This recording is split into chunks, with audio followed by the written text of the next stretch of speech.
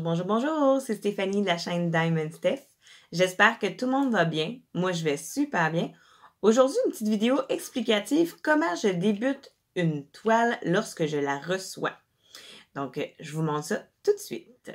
Donc, vous vous souveniez que j'ai reçu une belle toile en cadeau de mon ami Mel. Si vous ne l'avez pas vue, je vais vous la remontrer. Comme ça. Et voilà. Il y a 13 couleurs dessus. Puis, je me suis dit que j'allais prendre mon pilulier en tic-tac, puisqu'il y en a 64. Je sais que j'aurai pas besoin des 64 piluliers au complet, mais je vais en prendre 13 au total. Puis, le restant du pilulier, ben, je vais pouvoir m'en utiliser pour une autre toile précédente. Comme ça, ben, ça me fait plus de place pour d'autres toiles que je vais commencer aussi, parce que je fais pas juste une toile, puis je la termine. J'aime ça avoir plusieurs projets en cours. Donc, j'ai déjà commencé. J'en ai déjà mis au total 8 dans mon pilulier. Ils sont ici, là. Je sais pas si vous allez bien les voir. Comme ça. Puis moi, ben vous le savez, je mets les chiffres de 1 à 64. Et en dessous, ben, je mets le petit dessin. Donc, je suis rendue au 9e. Donc, le 9e, c'est des S. Comme ça. Puis moi, ben, ces petits tacs-là, ben, c'est sûr que quand on les ouvre, ça se trouve comme ça. Puis, pour les remplir, j'enlève le couvercle au complet. Puis, vous voyez, la dimension du rectangle, c'est vraiment pas gros. Puis, quand je veux mettre un sachet à l'intérieur, ben, je suis tout le temps tendance à faire des dégâts. Donc, j'ai trouvé ma solution à moi pour plus faire de dégâts. C'est un superbe récipient comme ça. Bon, j'en ai plusieurs grosseurs. J'ai pris le plus petit parce que les autres, le bec en bas, il rentrait pas à l'intérieur du gobelet. Mais le plus petit que j'ai à la maison, il rentre parfaitement comme ça. Donc, plus besoin de faire de dégâts pour remplir mes sachets de diamants. Ça va tellement bien, surtout avec les piluliers tic-tac, là, sont tellement petits que c'est sûr, certains, t'ouvres un sachet, puis ça te fait un dégât de même, là. Fait que moi, je me suis dit, en prenant un petit bec verseur comme ça, ben, fini les dégâts. Bonjour, la joie de vivre quand on fait un diamond painting et qu'on veut le préparer pour le commencer. Donc là, c'est super. Donc, j'ai dit c'était le numéro 9. Et le numéro 9, attendez que je regarde, c'est le code de DMC, c'est le 900. Donc, le 900.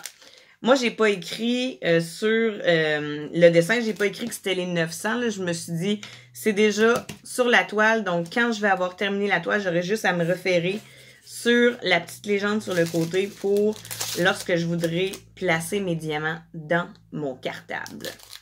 Donc, je fais juste ouvrir au complet le petit sachet. Puis après ça, ben, je le mets dans un petit bol. Que le petit bol, après ça, les petits sachets à l'intérieur, je vais mettre ça au recyclage. Hein? Pas de gaspillage, puis on met pas ça à la poubelle, au recyclage. Donc, regardez comment que ça se vide super bien et sans dégâts. C'est tellement merveilleux, là. J'adore. Donc, il reste juste à l'enlever et à remettre le bouchon. Et voilà, mon petit pilulier est terminé. C'est génial. Je fais ça pour tous mes petits compartiments que j'ai besoin. J'en ai besoin de 13 en tout. Donc, j'ai déjà fait le 9e. Je suis rendue au 10e. Un beau petit bleu. Le 10, c'est le 996. Avec des petits résidus de couleur à l'intérieur. Mais ça, c'est pas grave. Quand on fait le tri, quand on commence la toile, ben ça va bien. Là. On n'a pas besoin de prendre les petites roses qu'il y a à l'intérieur. On prend vraiment juste la couleur dominante. Puis, ça va bien. Donc, encore une fois, je le transverse. Sans qu'il tombe, bien sûr. Et voilà. Puis ça, je sais que ce genre de récipient-là, des petits gobelets comme ça, il y en a en magasin là aussi, là, en petit plastique, là, sur AliExpress, sur Amazon. Mais moi, je me suis dit, j'en ai déjà à la maison. Donc, pourquoi payer plus cher quand que je l'ai déjà à la maison? Fait que je me dis, je vais prendre ça au lieu de m'en acheter un sur Amazon. Hein, on va faire de l'économie. Hein, quand on n'est pas riche, là, ben, on trouve les moyens du bord et c'est les moyens de la maison. Donc, le numéro 11, qui est le 3607. Un petit rose. Comme ça. Donc, je remets mon petit récipient dessus. J'ouvre mon sachet. Puis moi, ben, ça ne me dérange pas de l'ouvrir au complet, puisque c'est ça, je le transverse dans le récipient. Sinon, ben, il aurait fallu vraiment que j'ouvre juste une petite ouverture pour le mettre dans le récipient. Sinon, ça m'aurait fait des dégâts, j'en suis sûre et certaine. C'est ça que ça faisait dans mes débuts. Hein? Moi, je suis Miss Gaston Largaffe. Donc, avec ça, là, c'est merveilleux. C'est super chouette. Donc, le numéro 12, hein, il m'en reste juste 2. Le numéro 12, c'est le 3609. Un autre petit rose. Comme ça. Plus un petit rose bonbon. Oh, comme le film, rose bonbon. Et voilà. Donc, on va mettre le... C'est lourd, hein, par exemple. Il faut vraiment que tu le tiennes. Parce que sinon, il ne tient pas. Fait qu'il faut vraiment le tenir dans les mains. Puis, on le transverse. Et voilà. Puis, ça se fait vite, là. C'est assez rapide. Si j'ai, mettons, 40 couleurs, là, ben, en 15 minutes, je vous dirais que mes 40 couleurs sont déjà dans les piluliers, là.